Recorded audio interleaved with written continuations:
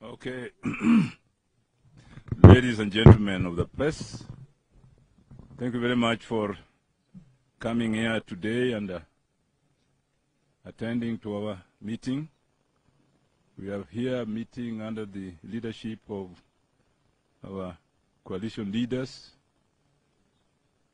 Right Honorable Raila Odinga, Prime Minister Kalonzo Musyoka, Deputy Party Leader Martha Karua, and we have with us too Eugene Wamalwa and our ODM Party Leader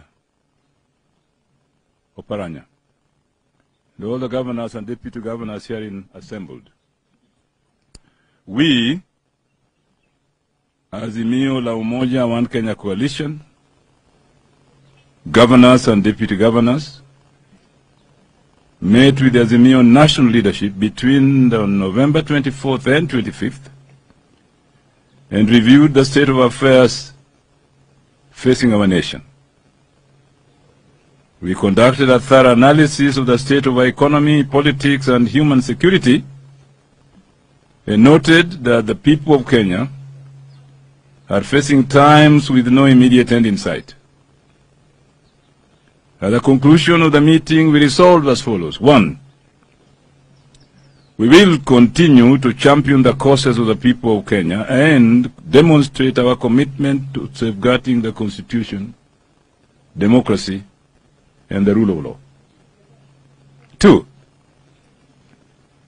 We commit to our constitutional mandate of serving the people in our respective counties. In pursuit thereof, we shall engage the national government based on mutual consultation and cooperation for the benefit of our people within the framework of the principles of the two governments being distinct and interdependent. 3. The Kenya Kwanza regime may have the appearance of legality, but does not, I repeat not, have the legitimacy from the people. We remind the people of Kenya that slavery may have been legal in some jurisdictions, but remained repugnant to morality and justice. Colonialism may have been covered by the veneer of legality, but was morally decadent and unjust. 4. Similarly, rigging of elections may have been clothed with the cloth of legality, but it remains illegitimate and repugnant to justice. Our quest for electoral justice continues, and we will never allow the rigging of elections to become a new normal in our country.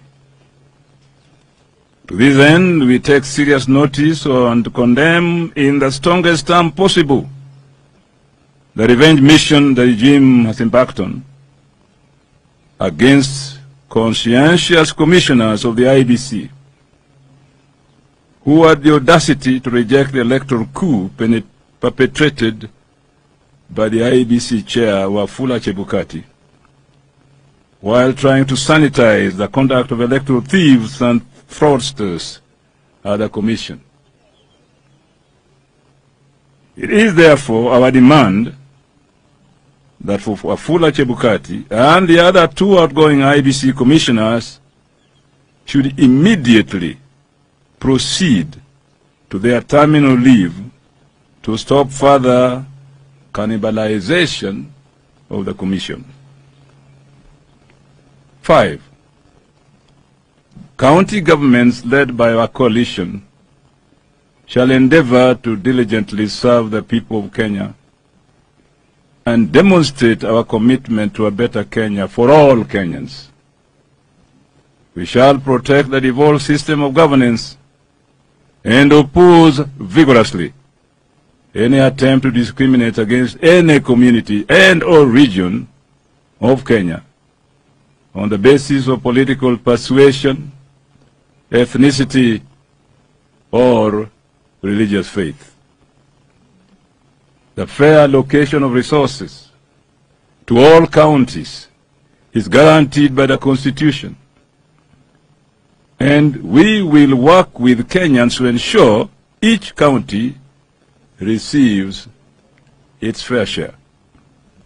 6, we shall establish a culture of consultations with all elected leaders, MCAs and members of parliament alike in our respective counties, with a seamless implementation of the Azimio manifesto in our counties.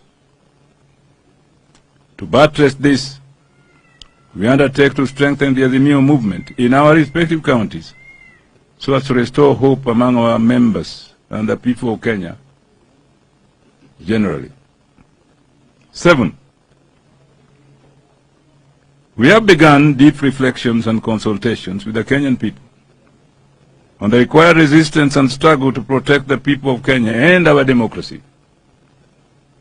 We shall not allow the re-establishment of authoritarian rule and the violations of human rights. We shall not allow to be taken back to the dark days of oppression and dictatorship ever again in Kenya. 8, and finally, we shall robustly confront and oppose all dangerous policies and practices of the Kenya Kwanza regime, including the sinister efforts to introduce GMO food and/or seeds, destruction of our environment, including the reintroduction of the discredited Shamba system, attempts to tax the most vulnerable segments of our society, including mama mbogas, thereby increasing the cost of living for everybody and particularly the poor. The regime was not prepared to lead, has no clue on how to fix Kenya's problems, and continues to be obsessed with campaigning. This regime of lies, deceit, and false promises is out of its depth and shall not be allowed to ruin our lives. Given under our collective hands, this day, the 25th of November, the year of our Lord 2022, in this lovely place called Naivasha. I thank you.